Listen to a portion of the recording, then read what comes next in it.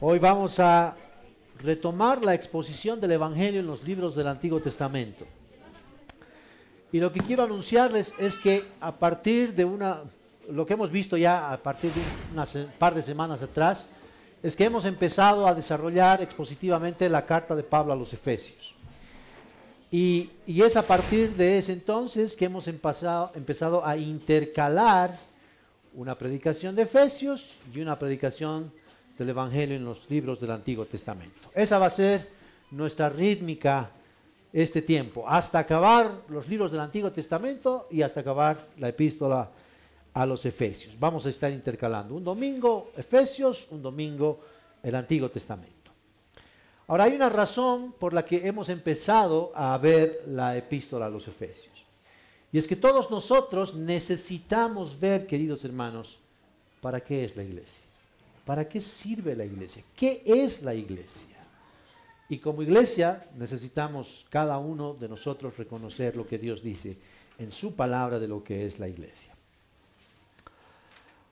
Si recuerdan, hace un par de semanas hemos abierto la tercera biblioteca del Antiguo Testamento. La primera biblioteca es el Pentateuco, la segunda biblioteca los libros históricos, y hemos abierto la biblioteca de los libros poéticos y de sabiduría con la predicación del libro de Job. Hoy vamos a continuar con esa tercera biblioteca y empezar con el segundo libro de los poéticos, que es el libro de los Salmos.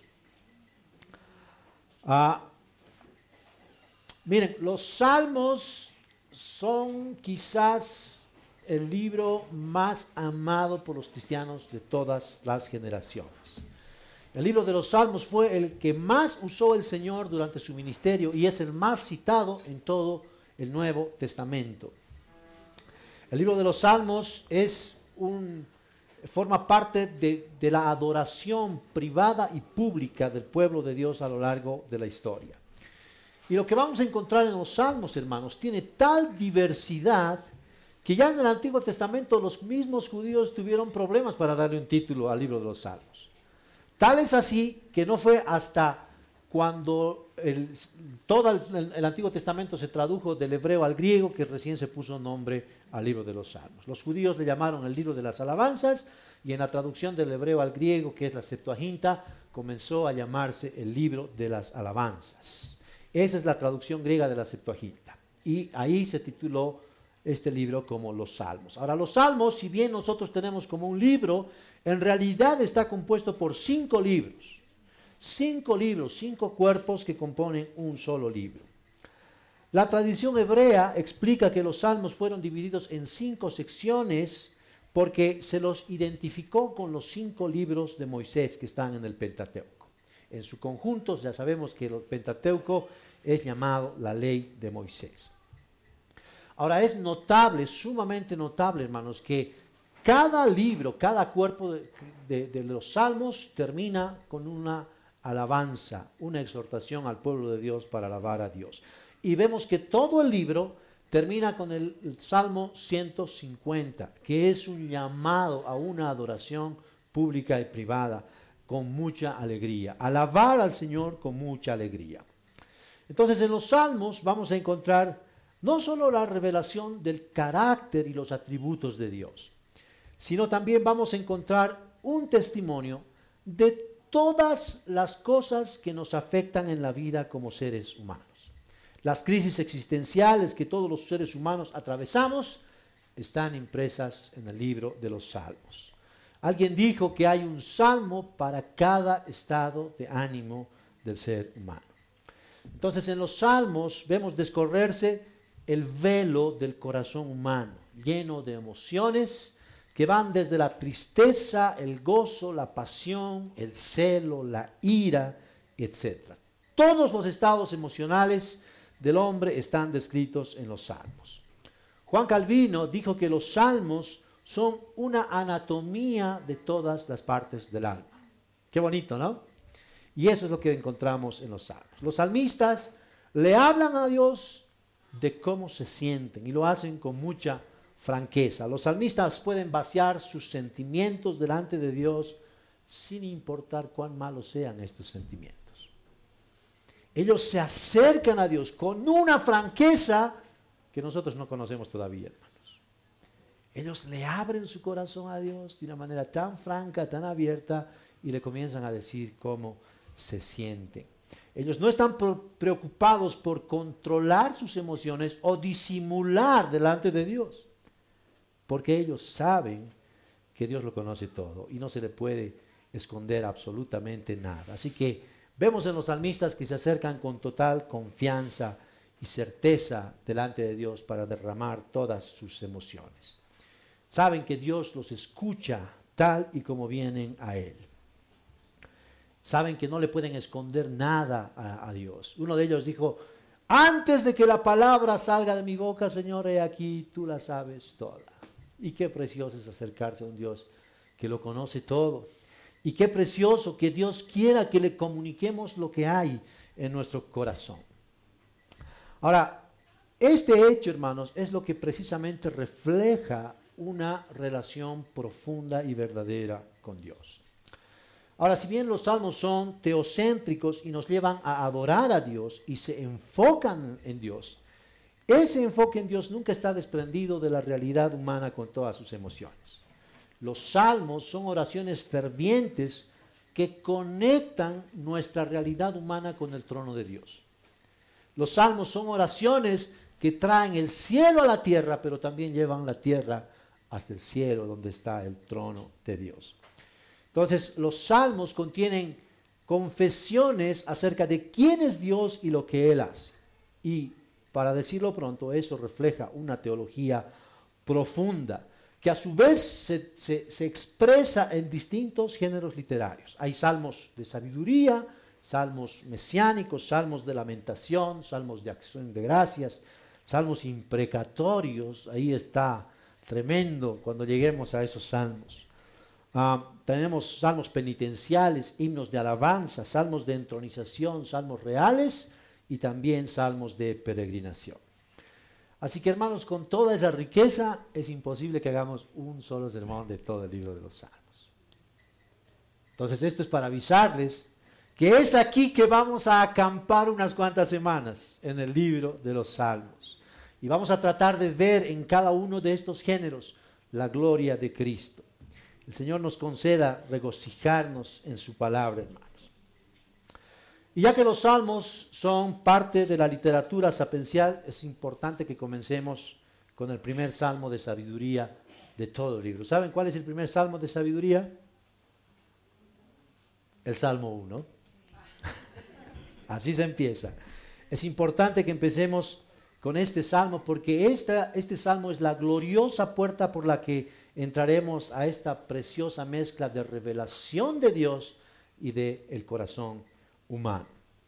El gran predicador Spurgeon dijo que este es el salmo prefacio del Salterio porque viene a ser un resumen de todo el contenido del libro.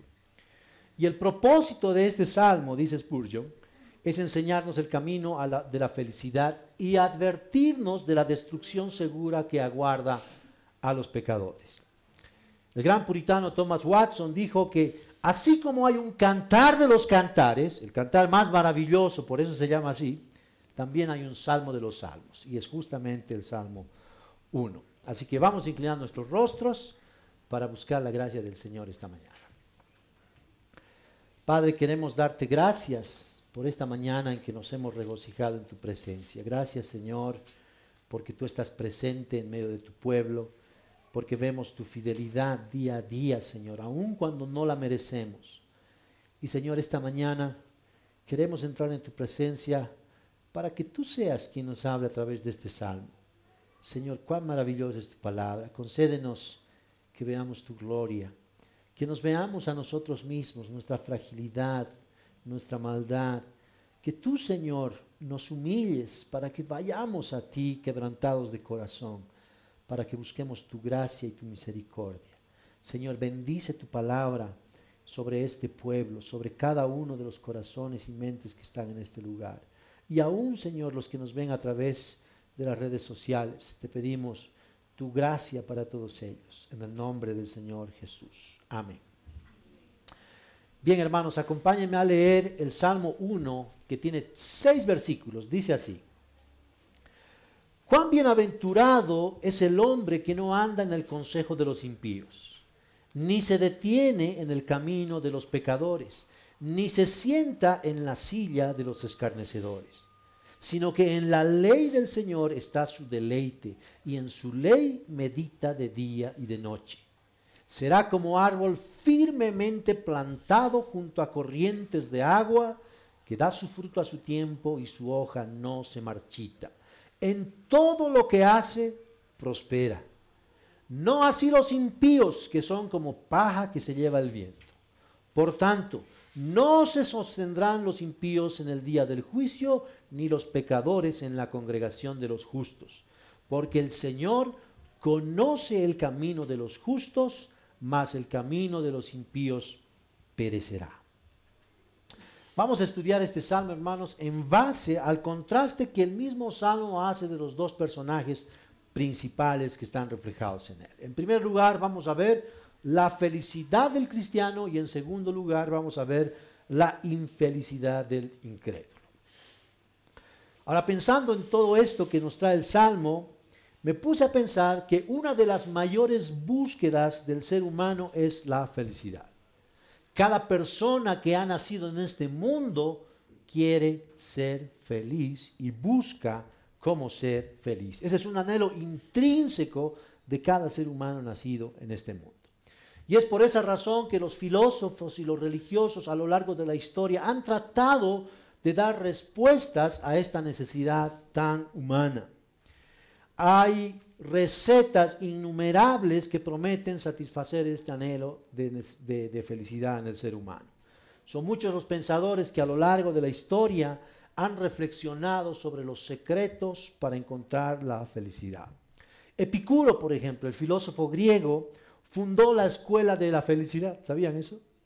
Él dijo: ¿por qué retrasas tu felicidad?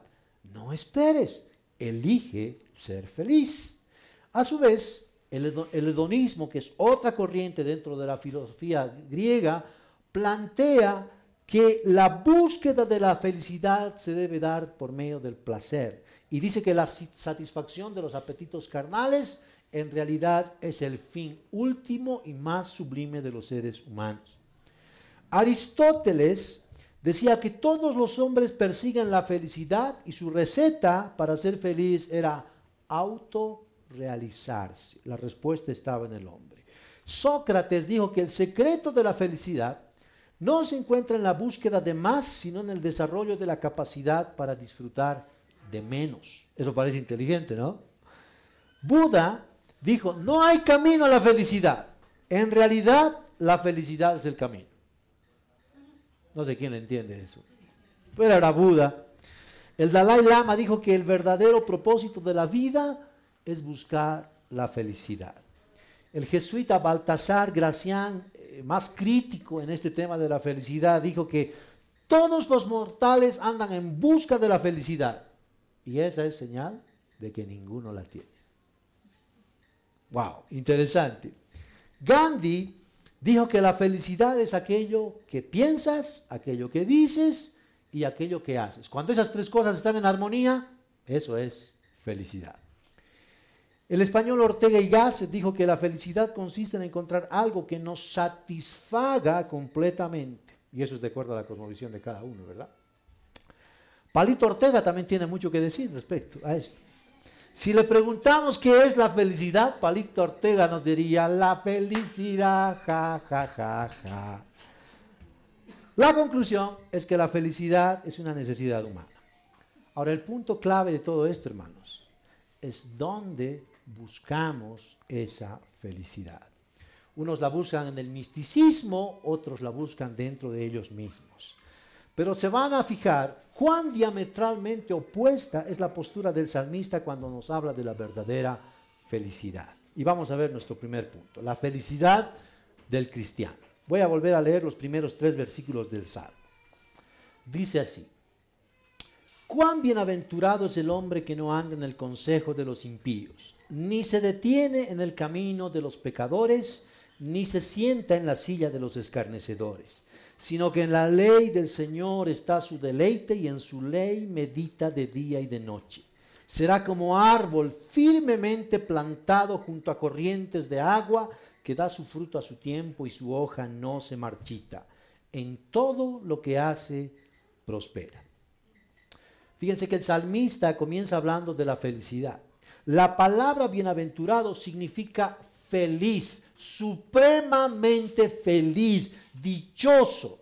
Y esto, hermanos, está describiendo un estado de bienestar integral. Mente, corazón y voluntad en sintonía perfecta, en armonía perfecta. Es un bienestar espiritual y emocional que abarca todos los aspectos posibles en el ser humano. Ahora, noten que el texto no dice, bienaventurado el que busca la felicidad. Feliz el que busca la felicidad. Eso no dice el texto. ¿Se dan cuenta de eso? Ahora, lo que el salmista está haciendo es en realidad mostrarnos que la felicidad se la experimenta mientras uno está buscando en realidad otra cosa. No está buscando la felicidad. Miren lo que dice el salmista. El bienaventurado es el que está meditando en la ley de Dios y es en medio de esa meditación que encuentra la felicidad. Y ese es el mismo principio exactamente que el Señor menciona en el Sermón del Monte, donde dice, bienaventurados, felices, dichosos son los pobres en espíritu, bienaventurados los mansos, bienaventurados los que lloran, los que tienen hambre y sed de justicia, porque ellos serán saciados. ¿Lo ve? Son bienaventurados no por estar buscando la felicidad. Ellos están buscando el reino de Dios, están buscando las cosas celestiales y en medio de esa búsqueda es que ellos encuentran la felicidad. Miren qué interesante es esto. Son bienaventurados buscando otra cosa. Y saben, eso, hermanos, tiene que ver con la puerta estrecha y el camino angosto que lleva a la vida. Esa es la enseñanza del Señor Jesús. Porque noten que para experimentar la felicidad, el hombre o la mujer que quieren ser bienaventurados, tienen que comenzar con evitar lo malo y pernicioso que hay en sus vidas. Lo malo y pernicioso que este mundo trae para sus almas. Por eso el versículo 1 dice lo que el bienaventurado no ha hecho. ¿Y qué es lo que no ha hecho? No ha escuchado el consejo de los impíos, no se ha detenido en el camino de los pecadores, y no se ha sentado en la silla de los escarnecedores. Lo que este bienaventurado no hizo, hermanos, habla de una voluntad firme para no pecar, una convicción profunda de apartarse del mal. Miren cómo la Escritura nos muestra la realidad tal como es. No es como los libros místicos que nos pintan una espiritualidad tan superior que nadie la puede alcanzar. El salmista nos está diciendo, la realidad es que estamos rodeados de maldad. Y en medio de toda esa maldad, el salmista es bienaventurado porque sabe cómo evitar esa maldad. Miren qué precioso es eso.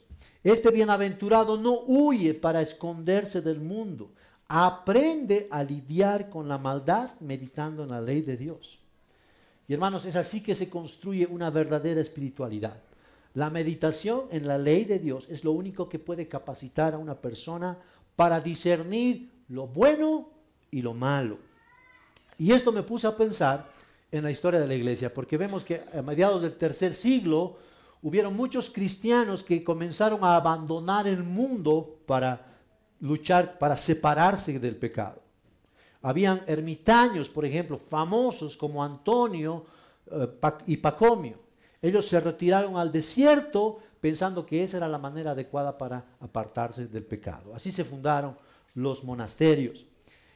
Pero saben, este bienaventurado del Salmo 1, hermanos, tiene un método más noble y seguro. Es un hombre que no está huyendo del mundo, sino está huyendo de la maldad del mundo. Y es en la meditación de la ley de Dios que puede encontrar el discernimiento necesario para evitar lo malo y hacer lo bueno. Por eso el versículo 2 describe lo que sí está haciendo este bienaventurado. ¿Y qué está haciendo? Pues meditar en la ley de Dios. Ahora, hermanos, la causa por la que el bienaventurado puede evitar el consejo de los impíos es que su mente está rebosando de la ley de Jehová. Y en esa ley está su deleite. Miren qué precioso es eso. Este hombre no solamente está leyendo un pequeño devocional diario, no tiene 5 o 10 minutos para leer la palabra de Dios. Dice el texto que este hombre está meditando en la ley de Jehová. ¿Cuándo? De día y de noche. Ahora eso nos deja en cero, ¿verdad? Nos deja en plena bancarrota. Entonces, la ley de Dios es lo que ocupa la mente de este hombre. La ley de Dios es lo que ocupa su tiempo y sus energías. Ahora, hermanos, debemos decir que esta es una obra sobrenatural del Espíritu Santo de Dios. ¿Por qué? Porque un hombre natural es absolutamente incapaz de deleitarse en la ley de Dios. El hombre natural tiene que nacer de nuevo para adquirir la capacidad de meditar y deleitarse en la ley de Dios. El hombre natural necesita un verdadero trasplante de corazón para comenzar a experimentar no solamente el hecho de meditar en la palabra, sino de deleitarse en ella. Ahora, esto es posible solamente por una obra del Espíritu Santo. El Señor dijo por boca de Ezequiel, por ejemplo, en el capítulo 36, yo os daré un corazón nuevo y pondré un espíritu nuevo dentro de vosotros. Quitaré de vuestra carne el corazón de piedra y os daré un corazón de carne. Pondré dentro de vosotros mi espíritu y haré que andéis en mis estatutos. Y así cumpláis cuidadosamente mis ordenanzas. ¿Vieron eso? Es una obra de Dios la que necesita el hombre. El hombre que recibe un corazón de carne también recibe el espíritu, quien obra en su voluntad no solamente el meditar, no solamente el deleitarse, sino también el obedecer la ley de Dios. Y hermanos, este hombre, el salmista, es el que experimentó este asombroso milagro, una transformación radical desde lo más profundo de su ser. Sin esa obra sobrenatural del Espíritu de Dios, hermanos, este hombre no podría apartarse del consejo de los malos, ni podría evitar quedarse en el camino de los pecadores, y se sentaría muy feliz en la silla de los escarnecedores. Es solamente cuando ha ocurrido este milagro que el hombre puede no solamente leer la palabra de Dios, sino meditar en ella y sentir un profundo deleite que no tiene competencia con nada de lo que ofrece este mundo. Ese deleite para este salmista está en la palabra de Dios, no hay otra cosa. Ese es su deleite, esa es su maravilla, lo que regocija su corazón. Ahora, noten cómo el versículo 3, de modo poético, describe la prosperidad de este hombre bienaventurado. Y dice que él es como un árbol junto a corrientes de aguas que da su fruto a su tiempo y su hoja no se marchita. Y todo lo que hace prospera. Ahora, hermanos, lo que quiero aclarar aquí, que este no es un postulado de la teología de la prosperidad. Es más bien el fundamento a la verdadera prosperidad. La prosperidad según Dios. Es Dios que pone este anhelo en el ser humano. Y saben, la prosperidad según Dios es que sus criaturas amemos darle la gloria a Dios. Esa es la verdadera prosperidad. La verdadera prosperidad no se mide con lo que construyes en la tierra, se mide con lo que estás construyendo en el cielo. Por eso el Señor dijo en Mateo 6, no os hagáis tesoros en la tierra, sino haceos tesoros en el cielo, porque donde está tu tesoro, allí está tu corazón. Entonces la Biblia nos dice que los seres humanos fuimos diseñados para adorar a nuestro Creador y deleitarnos en Él. Y saben, esto me puso a pensar en los primeros mandamientos que Dios le da al ser humano. ¿Saben cuáles fueron? Están registrados ahí en Génesis 1:28. El Señor dijo a los seres humanos, fructificad y multiplicaos. Los primeros mandamientos para ellos. Ahora, lo que quiero que noten es que hay un orden de prioridades en estos mandamientos. Primero es fructificar, luego es multiplicaos. Fructificar es un mandamiento vertical. Multiplicaos es un mandamiento horizontal. Multiplicaos tiene que ver con nosotros y fructificar tiene que ver con Dios. Es exactamente el mismo principio que tienen los 10 mandamientos. Se comienza con una relación vertical con Dios y se continúa con una relación horizontal que es con nosotros como criaturas. Así que este fructificar, hermanos, tiene connotaciones eminentemente espirituales.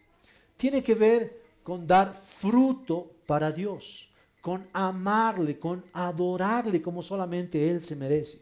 Tiene que ver con vivir una vida que glorifique a nuestro Dios. Y por eso el Señor les dijo a sus discípulos en el Evangelio de Juan 15, yo soy la vid y vosotros sois los sarmientos.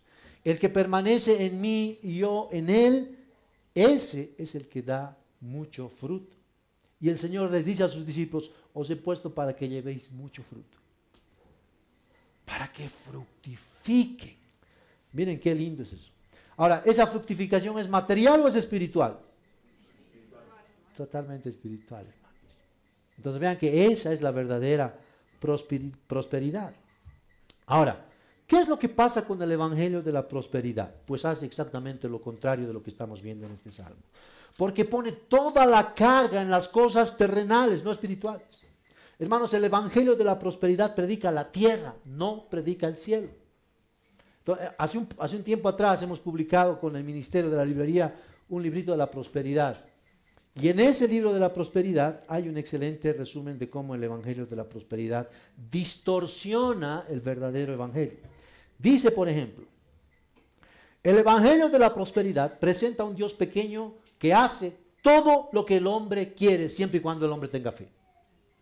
Ese es un Dios chiquitito. Miren qué interesante es eso. Segundo, el evangelio de la prosperidad distorsiona la mayor necesidad del ser humano porque dice que lo que más necesitamos es prosperidad terrenal. No dice que necesitamos a Dios como lo primero en nuestra vida. El evangelio, la tercera cosa, el evangelio de la prosperidad vacía el verdadero evangelio de su poder, diciendo que la razón por la que Cristo murió es porque los cristianos seamos ricos y prósperos, y seamos sanos y seamos felices. Ahora aquí estamos viendo exactamente lo contrario en el Salmo 1. La quinta cosa, el evangelio de la prosperidad le roba la gloria a Dios porque pone al hombre en el centro del universo. Pone al hombre con lo que desea en su corazón como lo más importante. No pone amar a Dios por sobre todas las cosas y adorar a Dios por ser quien es Él, no por las bendiciones que Él nos da. Entonces la meta del evangelio de la prosperidad es la riqueza terrenal. La meta del evangelio del Señor Jesús es la prosperidad espiritual.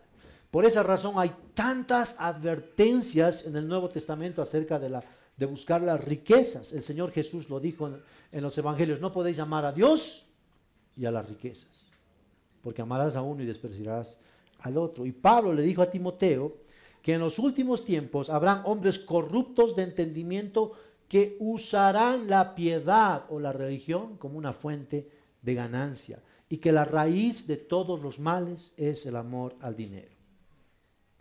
El Señor Jesús le dijo que los hombres se conocen tal como se conocen los árboles, se conocen por su fruto.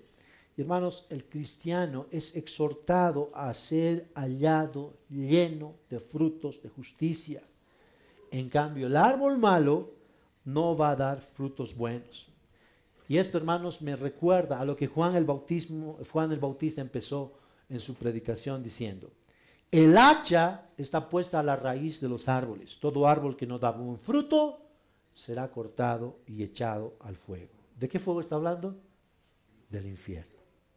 Entonces, queridos hermanos, el texto bíblico nos está diciendo que los hombres hemos sido diseñados para enfocarnos en Dios, en su palabra, en su gloria, en su carácter, en sus atributos. Y eso es lo que da verdadera felicidad al alma humana. Todos hemos sido creados para deleitarnos en Dios por medio de su palabra. Y vean cómo este salmo está exaltando la palabra de Dios y resalta la felicidad que esta palabra produce en el creyente cuando se acerca a meditar en ella y se acerca para obedecerla. Hermanos, este salmo es un llamado a tener una relación correcta con Dios. Porque una cosa que queda clara a lo largo de toda la escritura es que es imposible que se pueda tener una relación correcta con Dios si no es por medio de su palabra. No podemos conocer a Dios si no es por medio de su palabra, hermanos. Podemos imaginarnos quién es Dios, pero conocerlo lo vamos a hacer por medio de su palabra. No se puede amar a Dios sin meditar en las maravillas que el mismo Dios nos revela en su palabra. Noten que este bienaventurado está siendo gobernado por la ley de Dios, no por los falsos valores del mundo. No está siendo gobernado por sus emociones, no está siendo gobernado por su propia perspectiva de las cosas. Este hombre está siendo gobernado por la ley de Dios. Su mente está llena de la ley de Dios. Ahora, hay tres características en este bienaventurado. Estas tres características son prominentes en su vida. En primer lugar, resiste el pecado. ¿Y saben qué? Puede resistir porque ama la palabra de Dios. Y como ama la palabra de Dios, hay frutos visibles en su vida, frutos evidentes que realmente es un creyente, que realmente ama la palabra de Dios, que realmente está luchando contra el pecado en su propia vida. Ahora noten que este salmo está diciendo que el camino presente determina el destino final, tanto de piadosos como impíos. De la manera que vives, así vas a terminar. Eso nos está diciendo el salmista. Ahora miren qué interesante, es que mientras que la psicología moderna nos da distintos perfiles de la personalidad humana, en realidad este salmo nos da dos tipos. Nos está diciendo que hay impíos y nos está diciendo que hay bienaventurados, que hay justos. Son solamente dos personas, dos tipos de personas en toda la humanidad. Y saben, este salmo encierra toda la humanidad solamente en esas dos personas, en esos dos tipos de personas. Tanto los justos como los impíos tienen una manera de vivir y ver la vida. Un estilo de vida es diametralmente opuesto al otro estilo de vida. Y es a través de estos estilos de vida que el salmista nos está enseñando que las consecuencias de cada estilo de vida van a llegar a cada uno. El justo se deleita en la ley de Dios, el impío se deleita en su camino. ¿Con qué estilo de vida te identificas tú? Puedes decir, yo me aparto de los pecadores, yo no me siento en la silla de los escarnecedores. Pero hermano, ¿te deleitas en la palabra de Dios?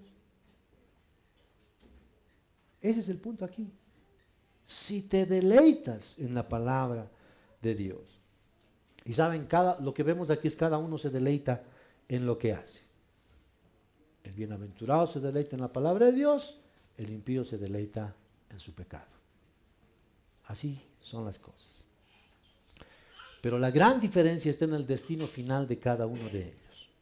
Hay un árbol bueno que da frutos para Dios y hay un árbol malo que no da frutos para Dios. La pregunta es, ¿cuál árbol eres tú? ¿Con qué árbol te identificas? Ahora, piensen en ese episodio cuando el Señor vio la higuera y la maldijo. ¿Se acuerdan eso? En los evangelios. El Señor está camino a Jerusalén, vio una higuera, dice que era hermosa la higuera, frondosa, y va a buscar fruto. Y no haya fruto. Y el Señor maldice la higuera. Sécate, nunca jamás nadie coma fruto de ti. Y uno dice, ¿qué pasa? Pobre arbolito. ¿Qué es lo que representa la higuera? Piensen que estaba el Señor camino a Jerusalén. Estaba camino a la capital del pueblo de Dios. Y en ese camino se encuentra la higuera y la maldice. Hermanos, la higuera representaba a Israel. Israel tenía una religión tan frondosa, tan visible, pero sin frutos para Dios.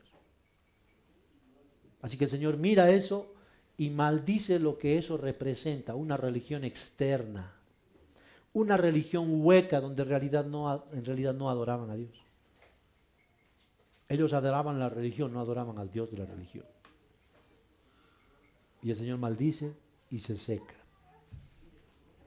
Ahora, qué terrible es esto, porque el Señor vino a buscar fruto a su pueblo. El dueño de la viña envió a su hijo para recoger el fruto de su viña, pero cuando vino no la halló.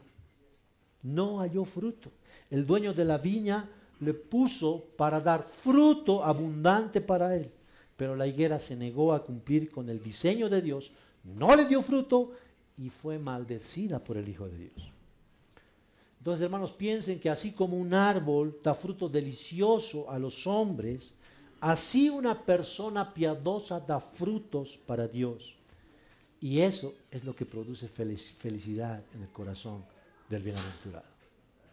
Él no está buscando la felicidad en sí misma, está buscando dar fruto para Dios. Y eso es lo que le hace feliz. Un árbol es un organismo vivo que produce frutos según la naturaleza que Dios le dio. ¿Vieron eso? La higuera produce higos. El manzano produce manzanos. ¿Se dieron cuenta de eso? El naranjo produce naranjas y así sucesivamente. Cada árbol da el fruto que Dios diseñó para que diera, ¿verdad?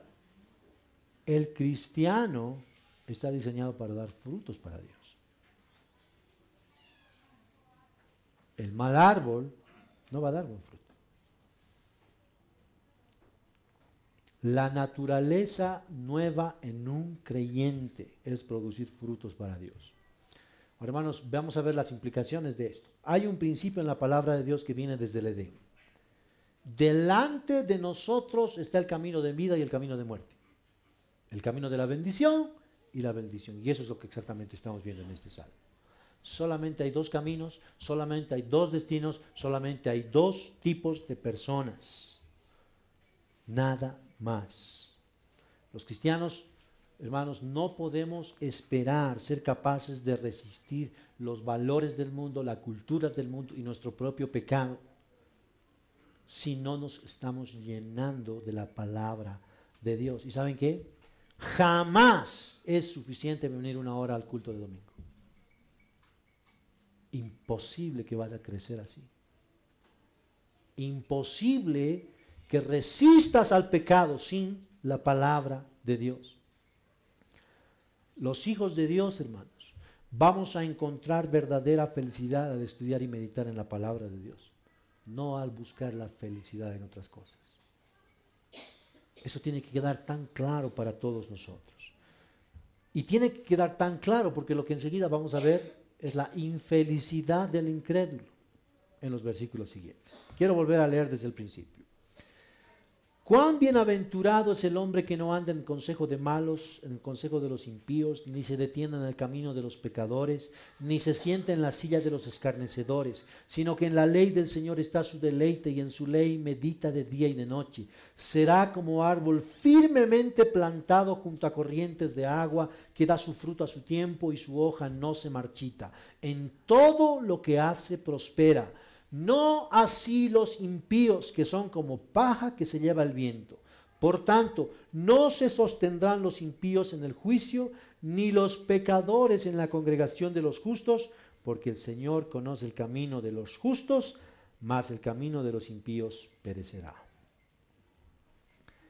Miren este giro tan dramático en este salmo. Está describiendo cosas tan hermosas del bienaventurado y del justo, y de repente empieza a ver el contraste. No así los impíos. Ahora, vemos que en el versículo 1 ya el salmista está mencionando a los impíos. Pero ¿quiénes son los impíos? Vamos a identificar esto mediante el contraste que el mismo salmo está haciendo. Los impíos hacen exactamente lo opuesto que el bienaventurado. ¿Qué está haciendo el bienaventurado? Está meditando en la ley de Dios. ¿Qué hacen los impíos? A los impíos no les importa nada la palabra de Dios. No tienen el mínimo interés en la palabra de Dios. Entonces los impíos, hermanos, no solo son menospreciadores de la palabra de Dios. Ellos también desprecian al Dios de la palabra. Los impíos incluso niegan la existencia de Dios. Hermanos, la impiedad es un estilo de vida que no toma en cuenta a Dios, no toma en cuenta su voluntad y mucho menos toma en cuenta el cómo darle la gloria a Dios. Es por esa razón que Pablo escribió en Romanos 1:18 en adelante, porque la ira de Dios se revela desde el cielo sobre toda impiedad e injusticia de los hombres que detienen con injusticia la verdad. Hermanos, la impiedad es la ausencia de piedad. El impío no solamente es incrédulo en el Señor Jesucristo y en su palabra, sino también que es cruel y es inhumano. Al impío no le preocupa su propia salvación y mucho menos le importa la salvación de los demás. El impío está en el centro del mundo y no le importa a nadie más. No le preocupan en lo mínimo las cosas espirituales, las cosas de Dios. Ahora quiero que noten aquí la secuencia que describe el estilo de vida del impío, que a su vez es una estrategia, por cierto. Los impíos tienen muchos consejos para atraer a los justos hacia sus caminos de pecado y procuran con todas sus fuerzas que se queden estacionados en sus sillas hasta convertirlos en escarnecedores igual que ellos. Ahora miren qué fácil es caer en eso. Se comienza por escuchar los consejos de los impíos, se continúa caminando por los caminos de los pecadores y se termina sentando en la silla de los escarnecedores. ¿Ven esa secuencia? Decadencia, cada vez más profundo. Así es como caen las moscas en la telaraña, hermanos. Están volando y ¡plup! Quedan atrapadas. No hay escapatoria. Ahora, es interesante que un antiguo comentarista dice de esto, que eso es lo que exactamente sucedió con Adán. Él escuchó el consejo del malo. Puso su pie en el camino de los pecadores y terminó sentándose en la silla o en el trono de la pestilencia. Así es como traduce, por ejemplo, la Vulgata Latina. Aquí leemos silla de los escarnecedores. En la Vulgata Latina está traducido eso como el trono de la pestilencia. Es ahí donde terminó sentado Adán. Y hermanos, eso fue lo que nos dejó como herencia a todos nosotros. Porque todos nosotros nos hemos sentado en el trono de la pestilencia. Nos dejó ese trono como una herencia. Ahora fíjense que este es un proceso de decadencia moral y espiritual. No solamente atrapa la mente, sino también el corazón y finalmente la voluntad. Uno se queda ahí inmóvil. Se comienza escuchando el consejo de los impíos y termina siendo un escarnecedor de Dios, un burlador de Dios y de su pueblo. Se burlan de aquellos, los impíos y escarnecedores se burlan no solamente de Dios, sino también de todos aquellos que quieren llevar una vida piadosa.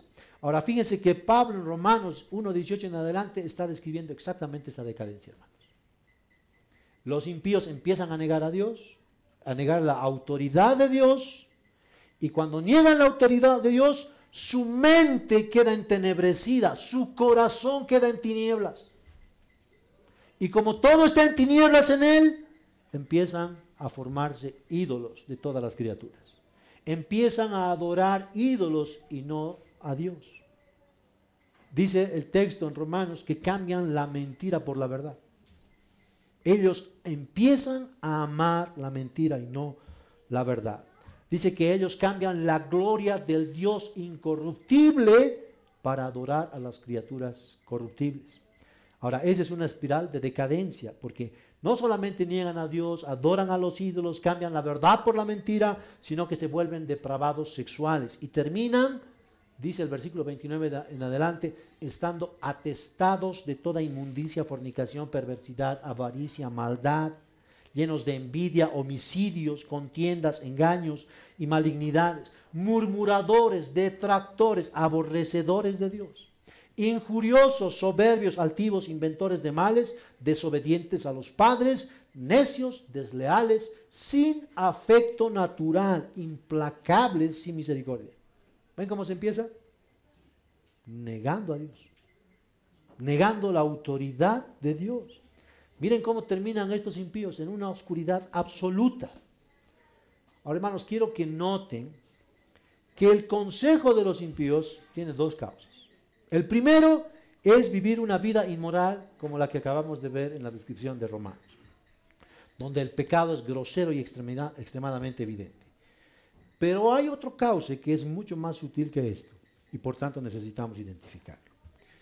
Hay impíos que pueden vivir muy bien siendo amables y educados, pueden hacer caridad, incluso pueden asistir regularmente a la iglesia y cantar alabanzas, pero estos impíos tienen una perspectiva y un propio estándar ético de moral. Ellos tienen su propio estándar que es independientemente de la ley de Dios. Ellos no están meditando en la ley de Dios, ellos tienen sus propios estándares. Ellos son los que definen lo que está bien y lo que está mal de acuerdo a su propio criterio. Y al hacer eso, lo que están contradiciendo es lo que Dios llama malo. Ahora, hay un extraño fenómeno de los moralistas. Y es que al mismo tiempo de condenar, ellos están de acuerdo con lo que ven en el pecado de los seres humanos. Escuchen lo que dice el versículo 32 de Romanos 1, hablando de estos moralistas. Los cuales, aunque conocen el decreto de Dios, que los que practican tales cosas son dignos de muerte, no solo las hacen, sino que también dan su aprobación a los que la practican. Vean eso. Reprueban, pero al mismo tiempo están de acuerdo. Es una contradicción. Ahora, estos moralistas también están reflejados aquí en Romanos 2.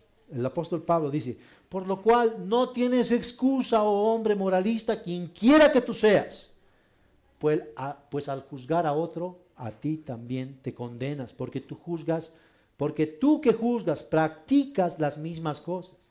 Y sabemos que el juicio de Dios justamente cae sobre los que practican tales cosas. Y piensas esto, oh hombre, tú que condenas a los que practican tales cosas y haces lo mismo, ¿que escaparás del juicio de Dios? Por supuesto que no. No va a haber ningún impío que escape del juicio de Dios. Ahora, es bien interesante esto, hermano. Los moralistas son muy bien recibidos en la iglesia evangélica. ¿Sabían eso?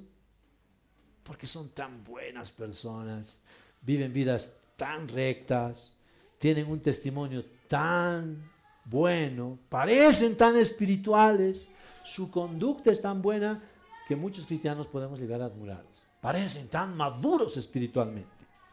Pero ¿saben qué? El hecho de que vengan a la iglesia no cambia el hecho de que son impíos. En absoluto. Ahora, hay muchas advertencias de cómo los impíos se introducen dentro de la iglesia del Señor. El Señor Jesús advirtió que hay lobos rapaces vestidos de ovejas.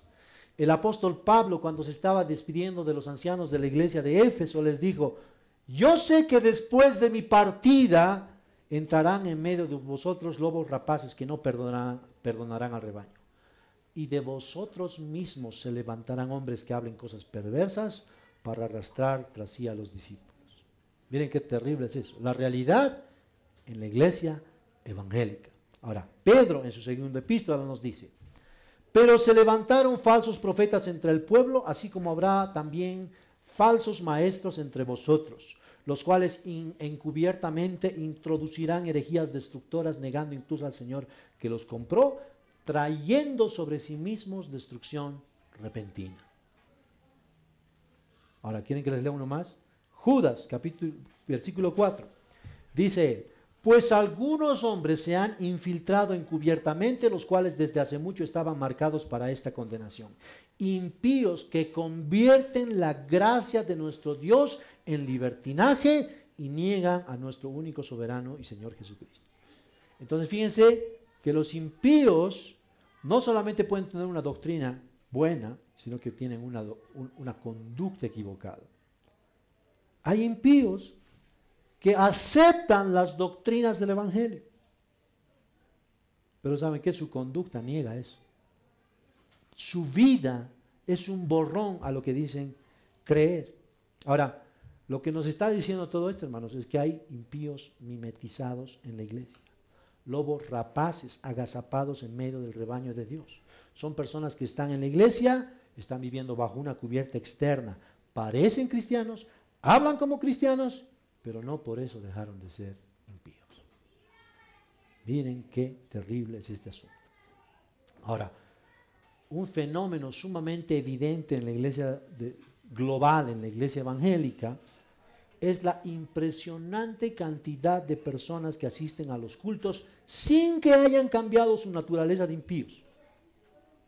Eso es trágico, por supuesto que es trágico, hermanos. Aiden Tozer dice en uno de sus libros: ¿podemos enseñar a los simios a comer con los cubiertos? ¿Podemos? Claro que sí. ¿Podemos enseñarles modales? Claro que sí. Pero en enseñarles esos modales no va a cambiar su naturaleza de simios. Ahora, eso es lo que ocurre con personas que llegan a la iglesia. Aprenden a parecer cristianos, aprenden el léxico de los cristianos, parecen cristianos, pero en realidad siguen siendo impíos. El hecho de que vengan a la iglesia no ha cambiado en lo más mínimo sus vidas. No hubo un cambio radical en lo más profundo de su corazón. Entonces los impíos pueden vivir ignorando a Dios y pensando que son cristianos al mismo tiempo. Son buenos ante sus propios ojos. Pueden hablar muy bien de la palabra de Dios, pero muy bien se pueden olvidar de la palabra de Dios durante toda la semana. No necesitan leer, no necesitan meditar en la palabra de Dios, pero dicen que son cristianos.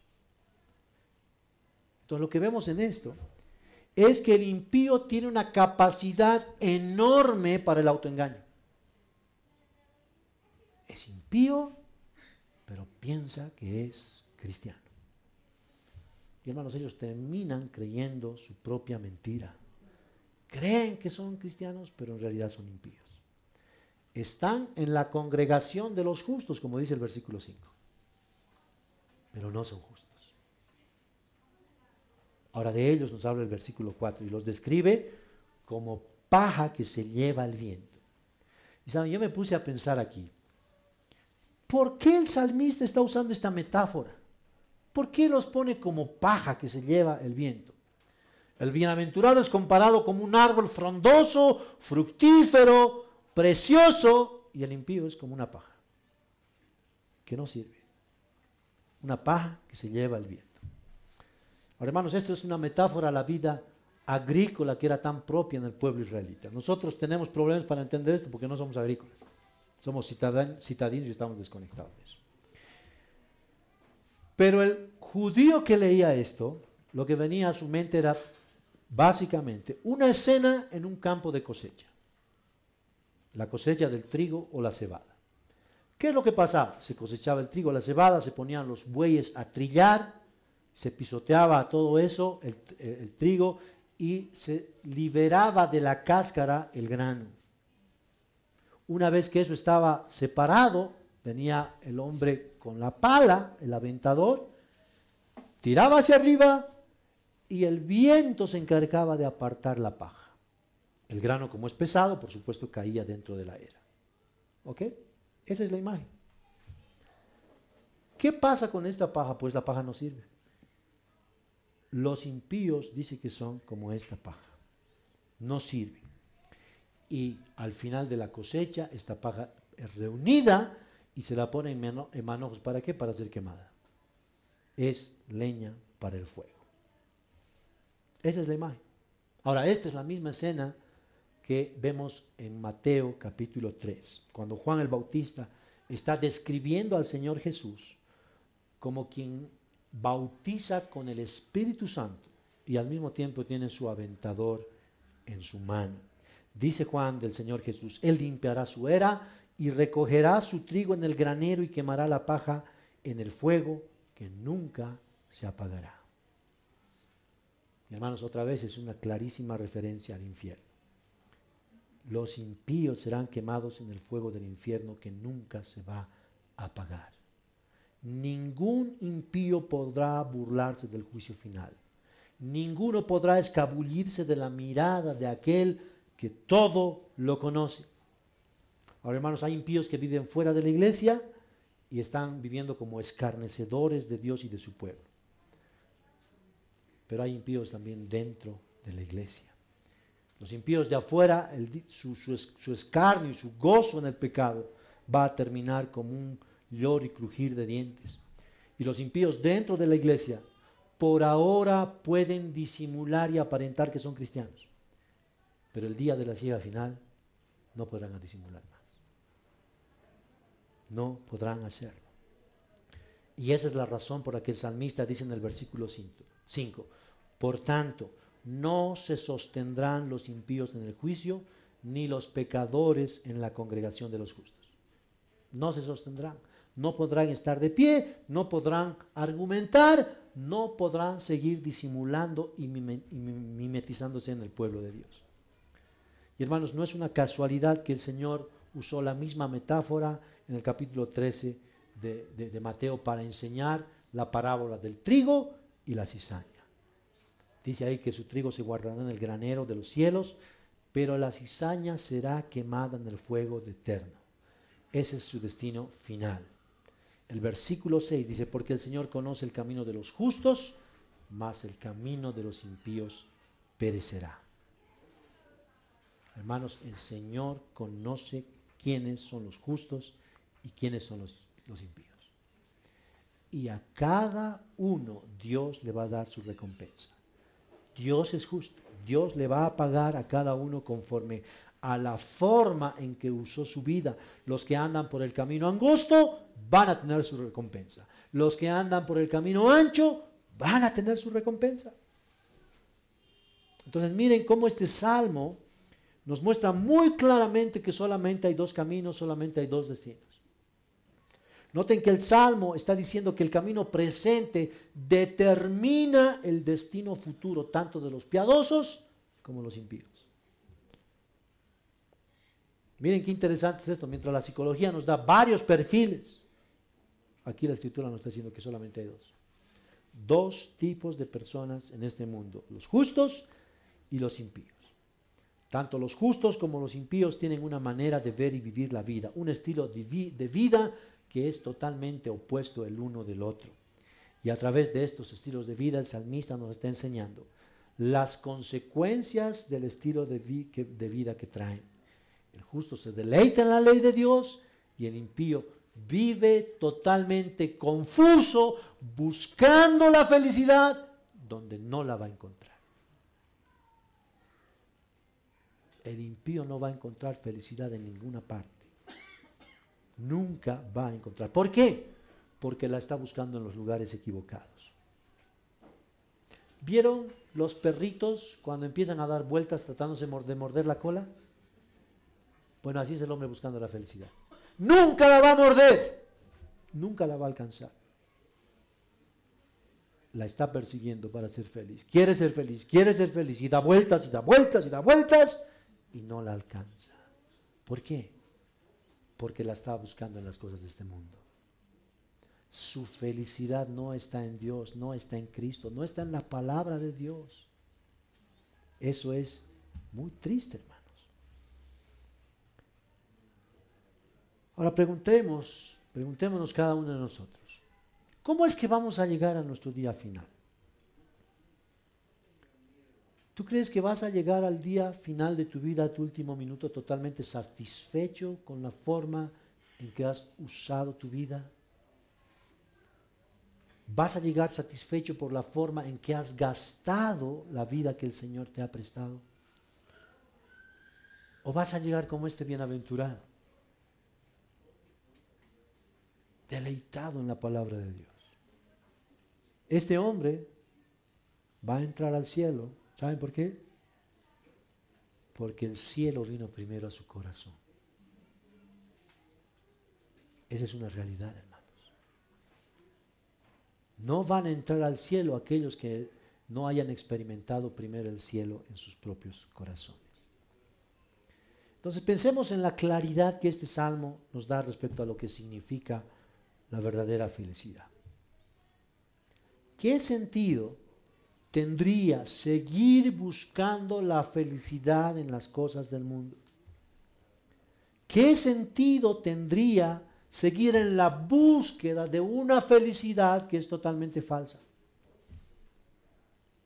¿Para qué seguir buscando recetas de la felicidad en las cosas del mundo si la ruta está tan clara y tan bien trazada por este salmo? ¿Saben? Blas Pascal dijo, para aquellos quienes ansían ver, hay bastante luz. Pero aquellos que tienen una predisposición dispuesta y contraria, también hay mucha oscuridad. ¿No quieren ver? No lo van a ver. Entonces, hermanos, ¿por qué seguir comiendo del basurero del mundo, teniendo delicias a la diestra de Dios, como dice el Salmo 16? El salmista dice ahí, me mostrarás la senda de la vida, en tu presencia hay plenitud de gozo, delicias a tu diestra para siempre. ¿Ven esa prioridad? Eso es increíble. Otro salmista escribió, ¿a quién tengo yo en los cielos sino a ti? Y fuera de ti, nada deseo en esta tierra. Hermanos, vean ese cambio de corazón, ese cambio de enfoque, ese cambio de no estar buscando la felicidad, sino al Dios que trae la felicidad.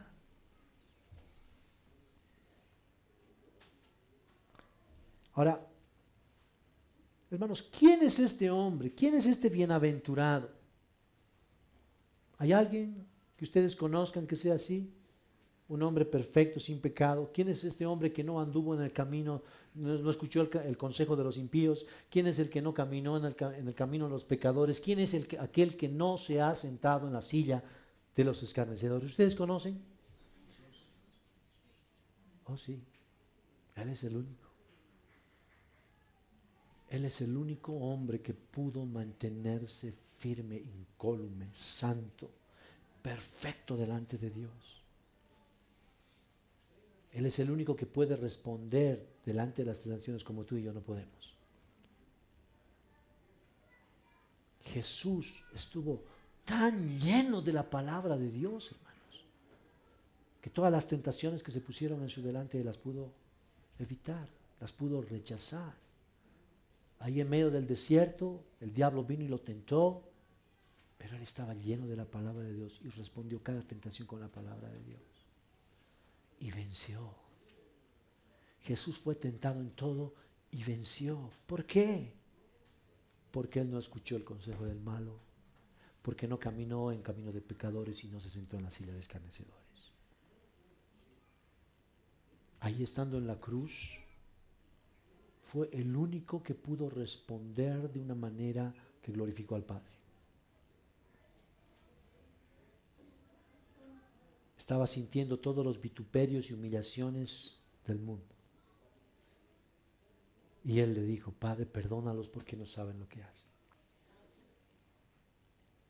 Ese es un bienaventurado. Es algo que tú y yo no podemos, porque viene el sufrimiento a nuestra vida y respondemos mal. Nos rebelamos. ¿Se dan cuenta? No nos llenamos de la palabra de Dios, respondemos mal, preferimos seguir en nuestro pecado. Pero Él, Jesús, pudo responder a todo eso bien.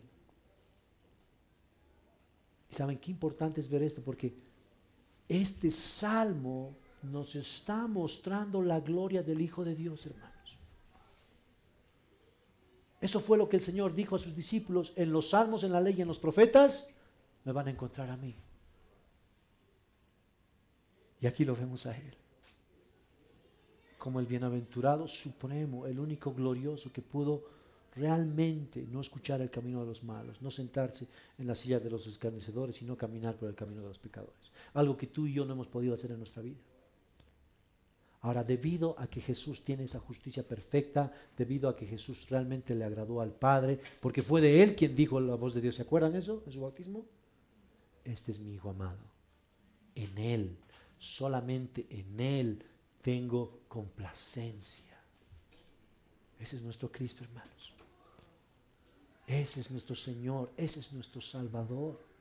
Aquel que lo ha cumplido todo en nuestro lugar, cosas que nosotros no podemos cumplir.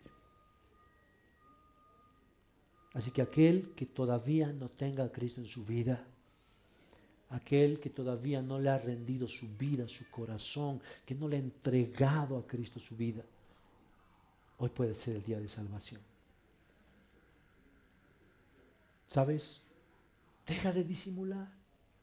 Deja de engañarte que eres cristiano. Deja de engañarte, por favor, te ruego, todavía es tiempo. Va a llegar el día en que no vas a tener el camino de retorno. Hoy te puedes arrepentir de tus pecados. Hoy puedes creer en el nombre del Señor Jesús y ser perdonado. Hoy puedes hacer eso. Hoy puedes dejar de ser un impío. Hoy puedes resultar siendo un bienaventurado que va a aprender a deleitarse en la palabra de Dios. Vamos a orar.